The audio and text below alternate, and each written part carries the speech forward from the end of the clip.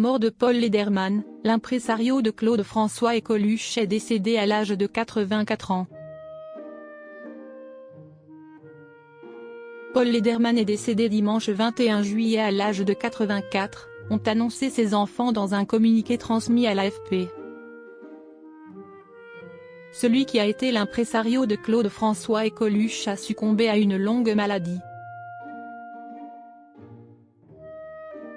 Le monde du spectacle est en deuil. Paul Lederman, l'un des plus grands producteurs de spectacles des années 70 à 2000, est décédé ce dimanche 21 juillet à l'hôpital américain de Neuilly, ont annoncé ses enfants dans un communiqué transmis à l'AFP. Fidèle à la manière dont il a vécu toute sa vie, il s'est éteint après avoir combattu avec force et dignité les séquelles d'une longue maladie, écrivent-ils dans ce communiqué.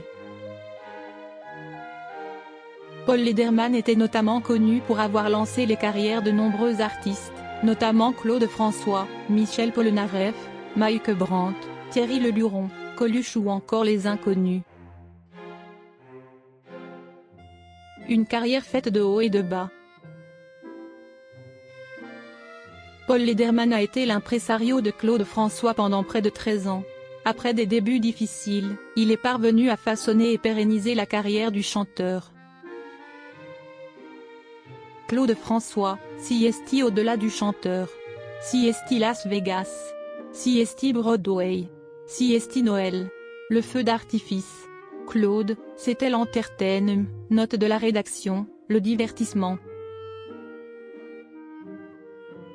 Lorsqu'il est mort, j'ai dit à tout le monde, vous allez vous apercevoir qu'il était une épice indispensable dans le spectacle français. Et regardez, il a une aura, une reconnaissance. S'il chantait encore aujourd'hui, on se battrait pour aller le voir, avait-il confié aux Parisiens.